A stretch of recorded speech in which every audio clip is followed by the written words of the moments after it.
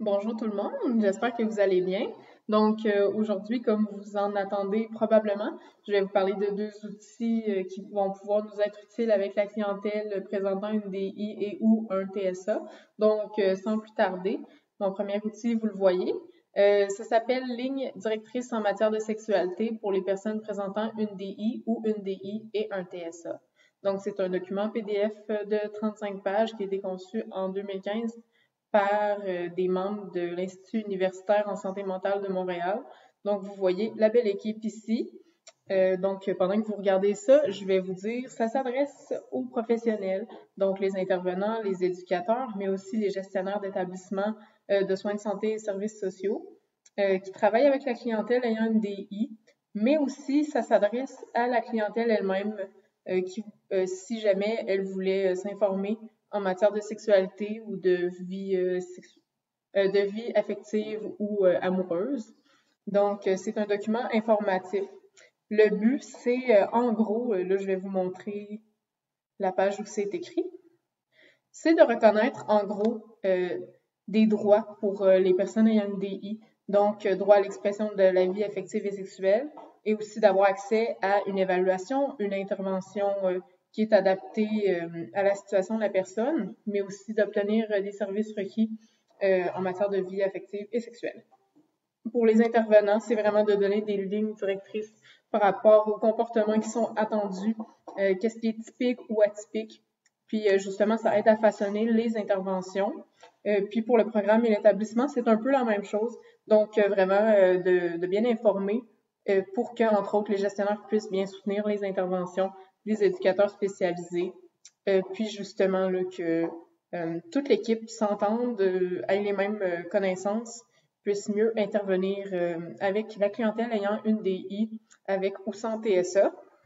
La fonction de cet outil-là, ça va être de guider, en fait, vers l'action par rapport à la vie affective et sexuelle des usagers.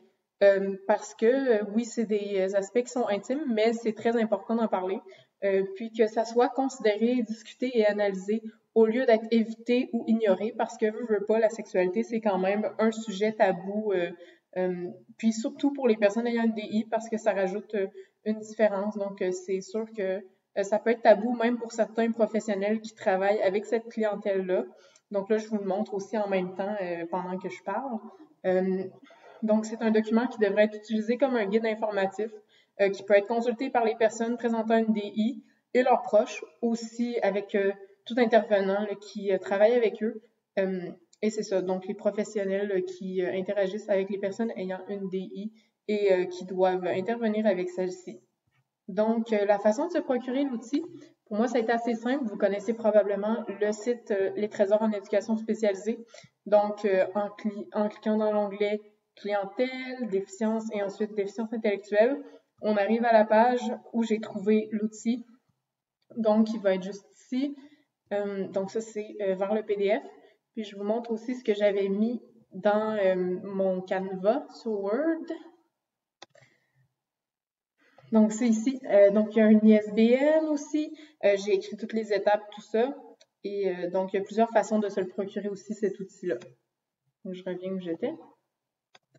Et en fait, moi, ce que je voulais amener comme, comme critique constructive à ce document-là, c'est qu'il est adressé aux personnes ayant une DI, mais il est peut-être pas toujours super accessible pour ces personnes-là, même les personnes ayant une déficience intellectuelle légère, parce que des fois, il y a du langage quand même recherché. Puis je pense que ce document-là, en fait, s'adresse plus aux professionnels, est plus approprié, adapté aux professionnels. Mais ce qui pourrait être super, ce serait de faire une adaptation de ce document-là, un peu plus légère, contenant peut-être un peu moins de pages aussi, allant plus à l'essentiel, puis étant moins concentré sur l'intervention en tant que telle. Et puis ça pourrait être un document adapté aux personnes ayant une DI qui se questionnent sur leur sexualité, leur vie affective et tout ça. Je pense que ça pourrait être une bonne façon d'adapter cet outil-là, parce que même s'il s'adresse aux personnes ayant une DI, il n'est pas nécessairement super accessible à ceux-ci.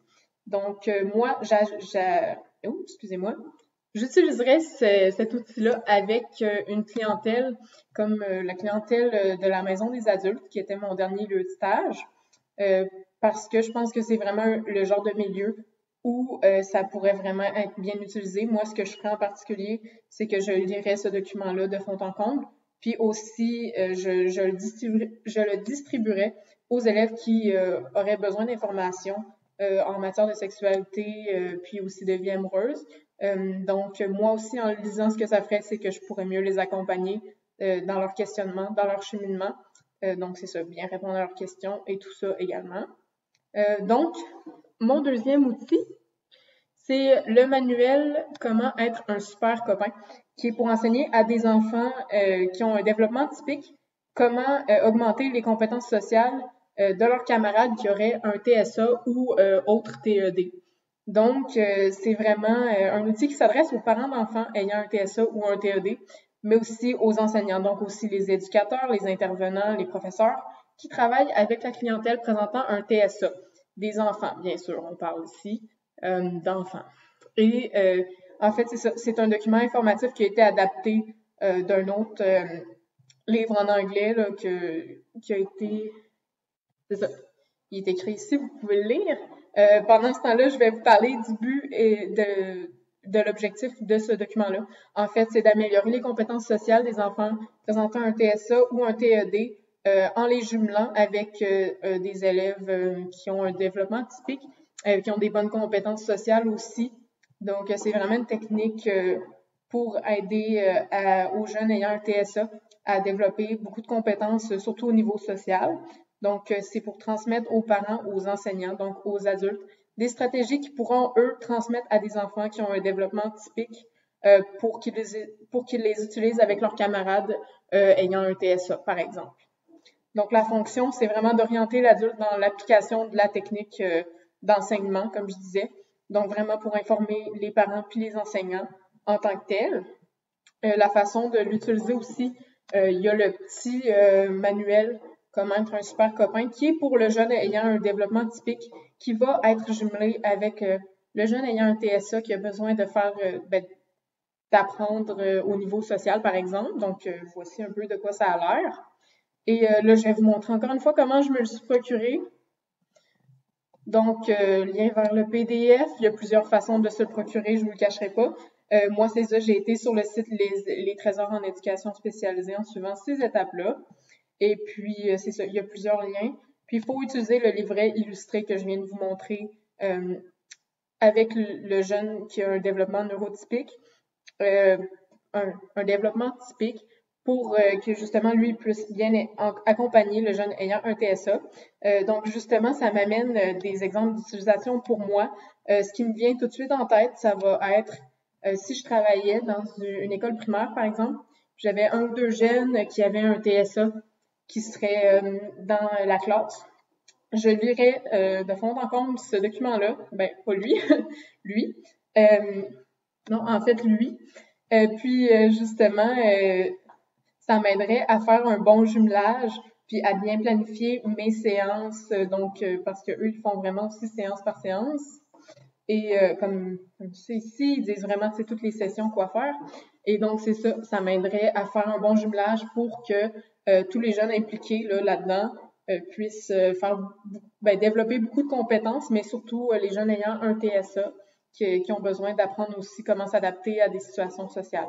Ma critique constructive, c'est que justement, le petit manuel comme ça, il est dit de simplement le distribuer aux jeunes qui ont un développement typique, mais je trouve que c'est un peu stigmatisant pour le jeune qui n'a pas un développement typique, que l'autre ait un manuel sur comment interagir avec lui. Donc moi, je dirais soit de donner un manuel à chacun des enfants, donc lui ayant un TSA et lui qui a un développement neurotypique, parce que ça fait comme plus équipe un peu. Là. C'est moins comme moi j'ai un document sur comment interagir avec toi. Tu sais, c'est un peu stigmatisant selon moi. Donc, c'est pas mal ça ma critique constructive. Soit qu'il n'y ait pas de petits livrets, puis que ça soit plus de façon verbale avec l'adulte qui les guide, ou justement qu'il y ait deux livrets, puis que les deux puissent le consulter, puis que ça n'en mette pas un des deux jeunes à part. Donc, c'est ça pour ma présentation. J'espère que vous avez apprécié, puis que vous trouvez que ça va être des outils qui vont être utiles pour vous. Donc, comme je vous ai dit, N'hésitez pas aussi à me contacter si vous voulez plus d'informations. Je les ai quand même bien étudiées. Donc, c'est tout pour moi. Bonne fin de journée.